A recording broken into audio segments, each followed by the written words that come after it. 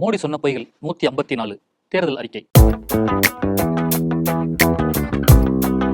2014 நாடாளுமன்ற தேர்தலில் ஏப்ரல் 7ஆம் தேதி பாஜக தேர்தல் அறிக்கை வெளியிட்டு பேசிய மோடி, எங்களை பொறுத்தவரை தேர்தல் அறிக்கை என்பது வெறும் தேர்தல் சடங்கு அல்ல, அது எங்களின் பாதை, இலக்கு மற்றும் உறுதியான செயல் ஆகியவற்றை வெளிக்காட்டக்கூடியது என்றார். 2014 நாடாளுமன்ற தேர்தலில் பாஜக வெளியிட்ட தேர்தல் அறிக்கையில் இடம்பெற்ற நிறைவேறாத அறிவிப்புகள் என்னென்ன தெரியுமா?